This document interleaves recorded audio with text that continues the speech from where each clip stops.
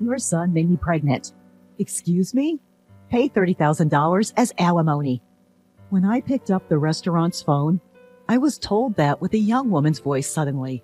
She was utterly one-sided in the conversation and not even giving her name. I completely underestimated. That must be a prank call. So I never expected that this call would lead to such a mess. My name is Melissa Brown.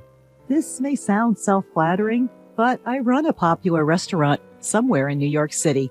We have been featured on national television and in magazines, and thanks to that, almost every seat for lunch and dinner is booked every day. However, because of being famous, nuisance calls and aggressive sales pitches increased. So I got quite sloppy with this call because I thought it was just another prank. But when I was told over the phone to my restaurant that got pregnant, I was actually taken aback, and I could hardly understand what she was saying. I do have a son, but the thought of him getting someone pregnant seemed absurd. Yet this prank call with its shocking accusations intrigued me. I decided to listen to her story for a bit, out of fun. I had an abortion. What are you going to do about the wounds on my body and soul? Pay for the surgery too. First off, if I may ask who I am speaking to, even when dealing with prank calls, one of the challenges of the service industry is having to respond politely. It would be a nuisance if our conversation were recorded and exaggerated with false information being spread around. I'm a customer at your restaurant. Is that the first thing you have to say to me after your son hurt me? Your family lacks both common sense and compassion. I find it hard to believe my son would do such a thing. My staff in the kitchen and at the counter glance over at me as they sense this isn't a usual dinner reservation call. I smiled and waved at them to make them feel safe and assuring them that everything is all right. Your son assaulted me on a dark street. And you recognized him in the dark? Of course. But are you sure it was my son? Don't play dumb. I'm absolutely certain. It was your son who lives with you. I've been so scared since then. I even can't go out alone. What are you going to do about this? She started detailing how the assault had happened. I think you might be mistaking my son for someone else. But this seems like a serious matter. Can we meet in person to discuss it? Most people who make prank calls like these tend to shy away from meeting face to face. So suggesting a meeting is a good way to get them to back down. In the beginning, I was merely entertaining her call out of fun. But as it seemed to be dragging on, I proposed the meeting to end the call soon. You saying, meet with the criminal's parent? How dare you suggest that kind of thing to a victim? But I'd like to verify your story in person. Are you saying I'm lying? That's not what I mean. To be honest, I wanted to say, you're lying, aren't you? But I held back. Then she started berating me and saying, I can't believe a person like you is a business owner. Why don't we meet and talk about this anyway? No matter how many times I suggested it, she continually refused to meet. I see. So what do you want me to do? Pay me alimony, $30,000. But it's a case of mistaken identity anyways. And also, I can't afford such a large amount of money. You can pay. I know your business is thriving. Pay it or I'll sue you. Even though my business is thriving, it's just a small place, and $30,000 is a large amount of money, and I don't even intend to pay. Are you sure you want to involve the police? I don't mind. At my unhesitant response, the woman fell silent for a moment. If my son truly did such a thing, I should hold him accountable as a parent, but I don't think he did. You're pretty confident he didn't do it, huh? Maybe you should have some doubts about your own son. I would believe it if there was evidence. Do you have any? Evidence? I'd be troubled if you asked me for money without any proof. There was silence on the other end of the phone as the woman seemed to be contemplating something. If there's no proof, I'm hanging up. I said that and trying to end the call. Then, hold on. If there's evidence, you'll pay the alimony, right? Well, I would consider it. Then wait. I'll bring the evidence. With that, she hung up the phone almost as soon as she had finished speaking. Owner, are you all right?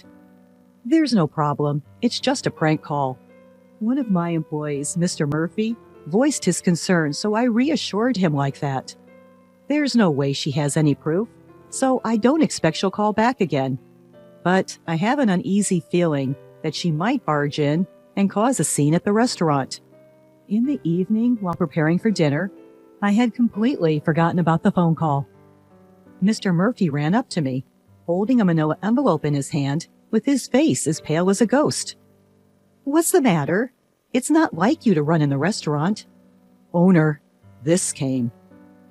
What he handed me was a letter. "Ms. Melissa Brown, I was assaulted and impregnated by your son. Please transfer $30,000 as alimony." Written below were the bank transfer details, and the recipient's name was Karen Williams. Mr. Murphy was pale and disturbed because he was the first to see the contents of the unsealed and unsigned letter. "Calm down. But you know my son, right?" Hearing this, he seemed relieved. There was something else in the envelope. I pulled it out, and it was a pregnancy test. What's that?" This commotion attracted the other employees. All of them seemed taken aback. Could it really be the owner's son? Some employees gave me a contemptuous look, but they were quickly convinced when I explained. I put away the things that had been sent on my desk and returned to my usual work. A few days passed without transferring any money, but during this time, there was an unsettling incident. "Owner, this came again." Mr. Murphy came with the manila envelope in his hand and looking fed up. "I see. Check the contents and put it away in the usual place. Recently, these harassing letters have been dropped in the restaurant's mailbox many times a day. Are you planning to run? Pay up. The owner is a parent of a criminal. Her son got a college girl pregnant and didn't even apologize. The owner of this restaurant is a heartless and cruel woman with no sincerity. Irresponsible, overprotective, toxic parent. It's your fault your son became like that. Take responsibility. I'll make sure no customers come to this restaurant. It's for the good of the world, for the good of the people. I wonder what would make customers stop coming to a restaurant. Like those restaurants where they put that greasy, black, and disgusting thing in the food. I wouldn't go there again, that's for sure." The content escalates progressively, and the last part is practically a threat. Thankfully, no claims have been made that anything is actually in our food. But the constant anxiety that we might be set up is exhausting. Amid all this, something caught my attention. Well, again, a vacant seat increased at lunch. The number of customers was just gradually decreasing. Yes, it's unusual. Today, we even had 2 tables empty. My thoughts went out to the poor ingredients waiting to be prepared in the kitchen. "Owner!" I looked up at Mr. Murphy's call to see him heading my way with his laptop. "Look at this review site." On the laptop screen, the latest reviews were filled with harsh, slanderous comments. Bad customer service. They don't listen to the customers, especially the owner, who seems to be getting full of herself after appearing on TV and in magazines. The food is getting worse. The soup taste was way more plain than the last time I visited. I saw an employee drop a piece of meat before grilling and sneak it back. Every single day, poor reviews were posted, causing our star rating to plummet. I realized that I was shaking with anger. It's unacceptable. Why should this restaurant, which we've worked so hard to build with the intention of pleasing our customers, be wounded by such baseless accusations? Are the preparations progressing? An unfamiliarly low and cold voice involuntarily slipped from my mouth. Yes, they're almost completed. Upon hearing Mr. Murphy's response, I couldn't help but smirk. It's been a week since we discovered the slanderous comments on the review site. Since then, the number of customers has continued to dwindle. When I stepped out into the dining area, Mr. Anderson, a regular, was sitting at the counter next to a young woman.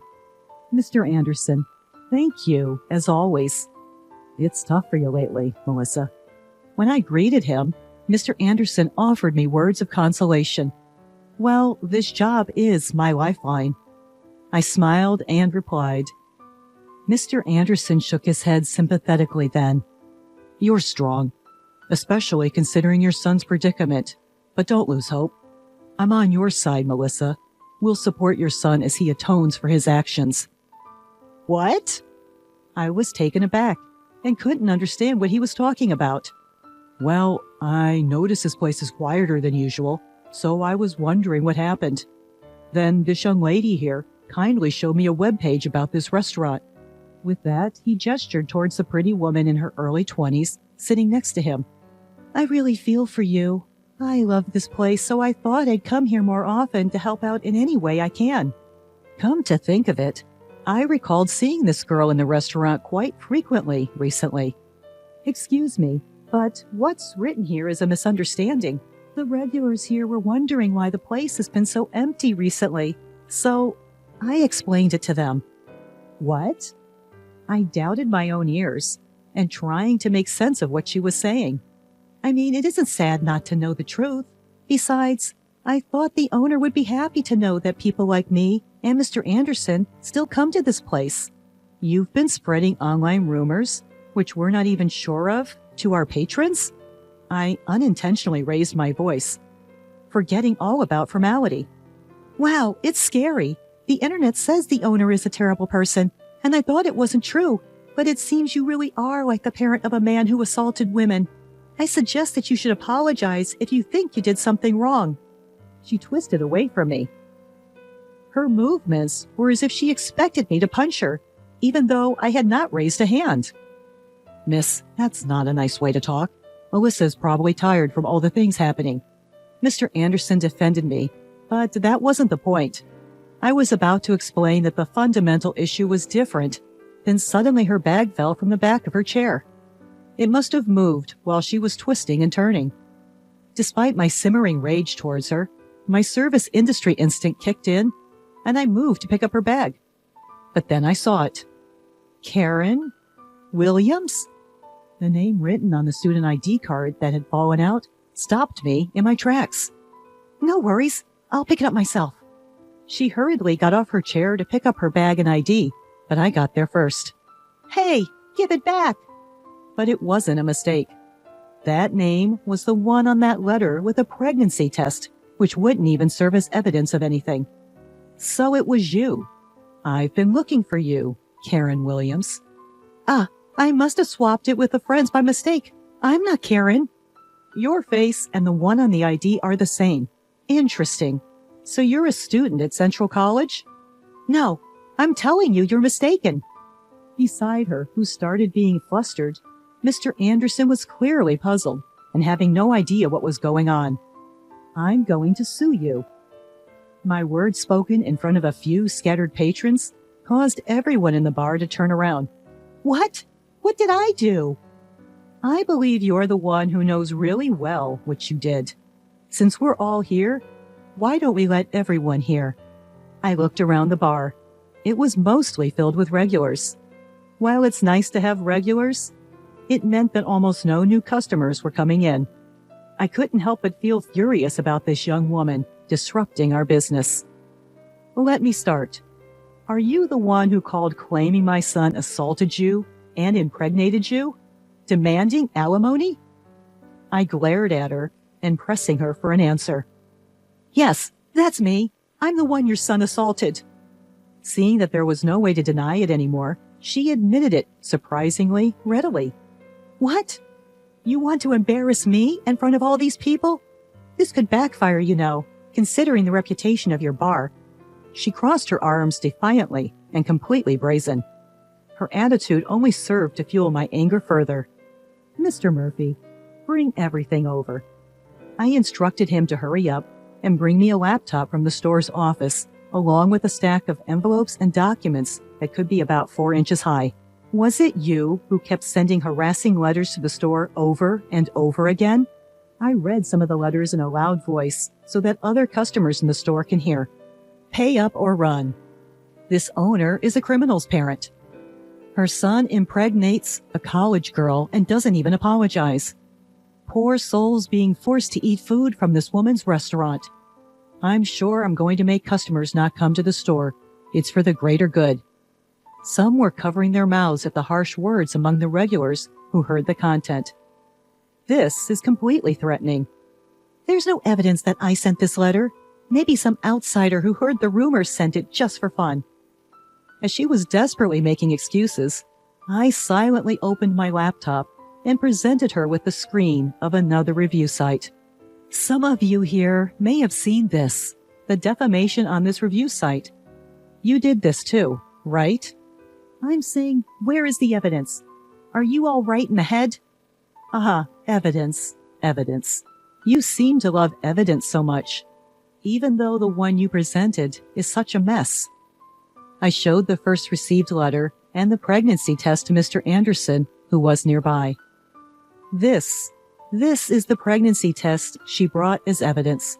What do you think? Isn't this red line just a marker? Even my old eyes can see that. The customers who are listening started to buzz. But this might not prove that I was assaulted, but it doesn't prove that I'm wrong either. No matter what happens, she is insisting and shouting angrily that she is the victim. I was assaulted by your son. He said it himself. It's disrespectful to doubt that. The customers are whispering in hushed tones and seems not sure whom to believe. Since I, the victim, am saying it, it must be absolutely true. She started to cry as if to attract sympathy. Well, I'll prove it then. My son? He's 3 years old yet. Upon hearing this decisive fact, she let out a small, "What?" as if deflated. My son may be a bit rambunctious and strong for a 3-year-old, but there's no way he could assault you. No way. I know you have a big son. You live together, right? I even have a picture. I heard you talking about dinner. Saying that, she pulled out her smartphone and showed a picture of what looked like a young man talking to me at the back door of the store. Oh, isn't that Taylor? See, you do have 2 sons. Perhaps regaining confidence from correctly naming the person in the photo, her tone increased. That's not correct. I immediately denied what she said. Then, who is this person? Don't tell me he's your lover, having an affair with a younger guy, and then that guy impregnates a college girl? What a scandal! Not only is your store done for, but your marriage too. To her triumphant words, I revealed something. This person, this is my niece. Your niece? Yes, and actually it's a girl. I explained that my niece is tomboyish and is often mistaken for a boy, even as an adult. She's a college student, and as she boards at my place, I ask her to cook dinner and pick up my son as a form of rent payment. If you need evidence, want me to bring her in person for you to check? I told this to her, who stood there shocked and seemingly unable to hear me. By the way, I've already gathered all the evidence about the harassment letter and the posts on the review site. Evidence? No way.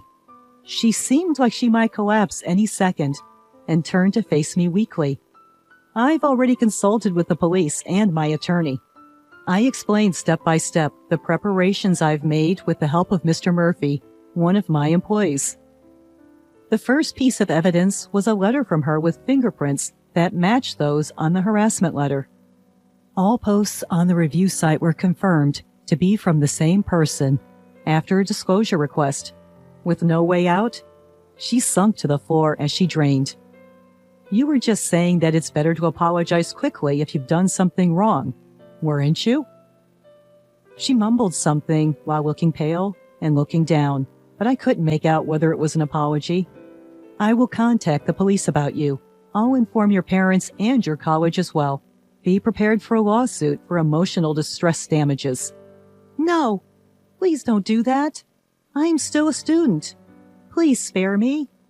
You may be a student, but you're an adult, over 18 years old. You will take responsibility for your actions. I can't handle that. Please, stop. Subsequently, I filed a criminal complaint against Karen Williams for defamation and business obstruction, as well as for damages to the shop. Apparently, she had always been a big spender, buying brand bags and clothes on credit, and ended up committing these crimes after she was unable to make her payments. As a result, she was expelled from her college. This incident even made the news, and I've heard that now she is the one who has been receiving harassments after her personal information was exposed. Through my lawyer, all the slanderous posts on the review site were deleted. The uproar unexpectedly turned into a positive result as it cleared up the misunderstandings among my regular customers. Now, the number of customers has returned to normal. While the incident did deter new customers, there were almost no regulars who left, even despite all the lies that Karen had been spreading. There is no doubt that it was pleasing to know that her claims weren't taken at face value. Moving forward, I aim to continue running the restaurant to meet the trust of my customers.